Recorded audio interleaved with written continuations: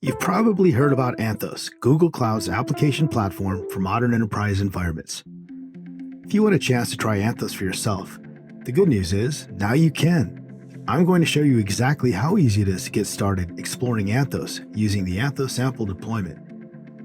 When we're done, go ahead and follow the link to our online tutorial, launch your own sample deployment, and try out Anthos for yourself. We have a sample application, an online store that's an example of a modern microservices application that will run in the multi-cluster Kubernetes environment created by our deployment. Everything I show you and more is published as a tutorial in our online docs. This is where you want to go to get started. What I'm going to show you will be running on Google Cloud, but keep in mind that Anthos is here to help you build and manage your modern application workloads running where your enterprise needs them, whether that's on Google Cloud, multi-cloud, or in hybrid environments. This sample deployment has 2 clusters for hosting copies of our application services. There's also a config repo that we'll use for maintaining all configuration under version control. We'll access Cloud Shell from a browser to edit policies in a clone of the config repo. We'll push our committed changes to the upstream config repo, and then they will get automatically synchronized across both clusters by Anthos Config Management. Let's dive right in. We need a project for the services and resources that the Anthos sample deployment will use or create. For this tour, we'll start with a new one, and then let's navigate to the Anthos dashboard. We'll need to enable the Anthos API, and then again back at the dashboard, we can now launch the deployment. You can click through and accept any defaults. After around 10 minutes, everything will be deployed, configured, and running. After the deployment is finished, let's go back to the Anthos dashboard to explore the infrastructure resources that were created. From here, we can see overall health, and we can go ahead and inspect our clusters and drill down into individual clusters, and then head over to Kubernetes Engine, where we can see more details, drilling down into physical nodes, where we can see the pods that are scheduled on them, or take a look at the actual workloads, where we can see everything running across all nodes and namespaces, or a specific namespace, like the one for the application.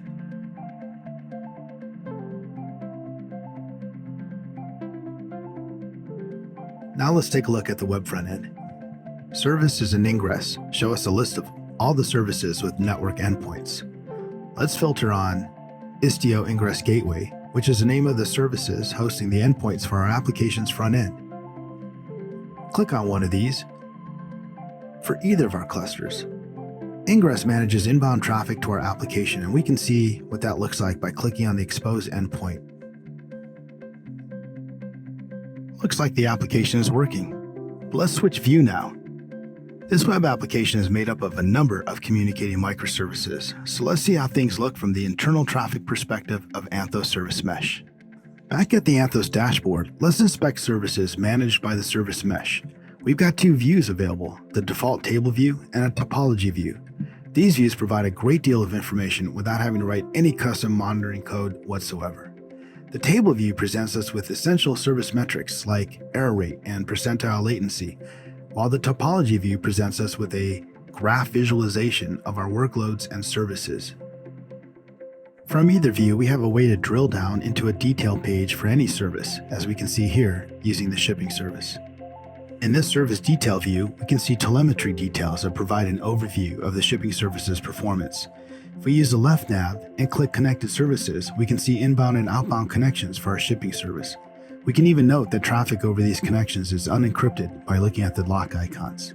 From these pages, we're able to inspect service mesh details, but what happens when there's an issue? Let's check out the monitoring built into Anthos Service Mesh. At the table view, we can see a summary at the top of the services we're monitoring with the service level objective, or SLO. Right now, it looks like none are being monitored for performance, so let's fix that. We'll click into the shopping cart service to create an SLO using latency as our indicator of performance and choosing a very low threshold like 5 milliseconds with a goal of 90% compliance over a 1-day rolling period. This will let us see an example of what it looks like when we have service performance that exceeds our daily error budget. After we submit this SLO, we can easily see it in the health panel. Let's go back to our services table. We can see that we've now upgraded to have only 10 services without SLOs. For the shipping cart service with an SLO, we can see that our intentionally aggressive objective has put us past our error budget. Now let's look at how to better secure our service traffic. As an e-commerce application, data security is critical to our enterprise and customers. We need to ensure our services are only using encrypted traffic, but recall that we noticed earlier our shipping service had an open lock, revealing that unencrypted traffic can pass through. Anthos lets us easily fix this with an encryption policy applied through configuration, so we don't even have to touch the service code. Let's activate Cloud Shell so we can make some changes to configuration. To be able to access our project and make changes from the Cloud Shell environment, we'll need to ensure that we have a few tools installed. We'll be using kubecontrol, a clone of our configuration repository to synchronize our changes, and the kubeconfig environment for our project. We'll source an initialization script into our shell environment that takes care of all of this for us, so we're ready to go. Once this is all done, let's head to the config repo clone directory. Then let's use the integrated editor to quickly edit our mesh policy, so we can tighten up our restrictions by getting rid of permissive mode and by requiring mutual TLS for all matching hosts. After we make these configuration changes, we'll run Nomos vet to ensure there aren't any other issues.